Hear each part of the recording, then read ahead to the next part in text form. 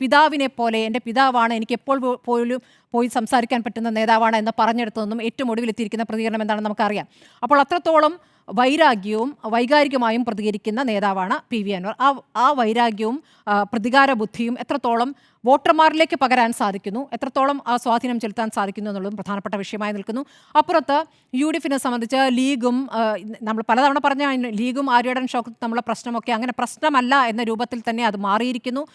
അഭിമാന പോരാട്ടമാണ് ലീഗിനെ സംബന്ധിച്ചും അതെ, അത് കോൺഗ്രസിനെ സംബന്ധിച്ചും അതെ. കോൺഗ്രസിനകത്തെ തർക്കങ്ങളൊക്കെ മറന്നുകൊണ്ട് 2026 എന്ന ഒറ്റ ലക്ഷ്യത്തിലേക്കാണ് രണ്ട് കൂട്ടരും ഒരുമിച്ച് പ്രവർത്തിക്കുന്നത്. അതുകൊണ്ടാണ് ലീഗിൻ്റെ കൊടി ഷൗക്കത്തിനെ കൊണ്ട് പിടിപ്പിക്കുന്നത്, അതിൽ പ്രിയങ്കയുടെ സാന്നിധ്യം ഉണ്ടാകുന്നത്. അതൊക്കെ തന്നെ ഒരു മെസ്സേജാണ്. പിന്നീട് എന്താണ്, ഈ പുതിയ നേതൃനിരയുണ്ടല്ലോ, കോൺഗ്രസിൻ്റെ പുതിയ നേതൃനിര, അവർക്ക് തെളിയിക്കേണ്ട സമയം കൂടിയാണ്. അതെന്ന് പറഞ്ഞാൽ യുവ നേതൃനിരയാണ്. പി സി വിഷ്ണുനാഥുണ്ട്, ഷാഫിയുണ്ട്, അവരൊക്കെ അടങ്ങുന്ന പുതിയ നേതൃത്വം, ലിജു ഉണ്ട്. അവരൊക്കെ അവിടെ നിന്ന് പ്രവർത്തിച്ചിട്ടുണ്ട്, അടിത്തട്ടിൽ നന്നായി പ്രവർത്തിച്ചിട്ടുണ്ട്.